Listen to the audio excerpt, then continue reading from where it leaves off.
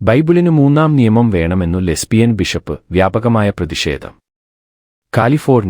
കാലിഫോർണിയയിലെ ഓക്ലാൻഡിലുള്ള city of refuge united church of ക്രൈസ്റ്റിന്റെ സീനിയർ പാസ്റ്ററും ദി ഫെലോഷിപ്പ് ഓഫ് അഫേർമിംഗ് മിനിസ്ട്രീസിന്റെ അംഗവും ലെസ്ബിയൻ നേതാവുമായ ഡേവിഡ് പ്രോക്ടർ കോൺഫറൻസിൽ ഫ്ലാബർ ബൈബിളിലെ ചില ഭാഗങ്ങൾ പ്രശ്നകരമെന്ന് വിശേഷിപ്പിക്കുകയും ബൈബിളിന് ഒരു മൂന്നാം നിയമം ആവശ്യമാണെന്ന് അഭിപ്രായപ്പെടുകയും ചെയ്തതിനെതിരെ വ്യാപകമായ വിമർശനങ്ങൾ നേരിട്ടു. ഇത് താൻ ഇപ്പോൾ പറയാൻ പോകുന്നത് വളരെ അപകടകരമായ ഒരു കാര്യമാണ്. ബൈബിൾ പ്രശ്നകരമായി മാറിയതിനാൽ നമുക്ക് ഒരു മൂന്നാം നിയമം ആവശ്യമാണെന്ന് ഞാൻ കരുതുന്നു. ഡിസെൻമെന്റ് ബ്ലോഗ് പ്രൊട്ടസ്റ്റിയെ പങ്കിട്ട ഒരു ക്ലിപ്പിൽ ഫ്ലാബർ പറഞ്ഞു. സ്വവർഗ പങ്കാളിയായ ഷേർലി മില്ലറെ വിവാഹം കഴിച്ച 70-കാരിയായ ഫ്ലാബർ എഫേസ്യർ 6 മണി കൂടെ 5 മിനിറ്റിൽ ദാസന്മാരെ ജഡപ്രകാരം യജമാനന്മാരായവരെ ക്രിസ്തുവിനെപ്പോലെ തന്നെ ഹൃദയത്തിൽ ഏകാഗ്രതയിൽ ഭയത്തോടും വിറയലോടും കൂടെ അനുസരിപ്പിൻ.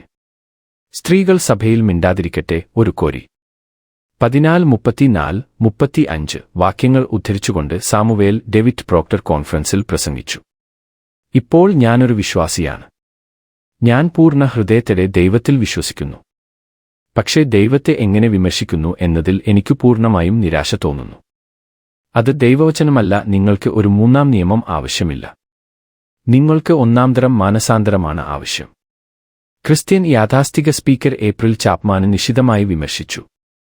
നിരവധി ക്രിസ്ത്യൻ നേതാക്കൾ ഫ്ലാബറിനെതിരെ ശക്തമായി രംഗത്തു വന്നു.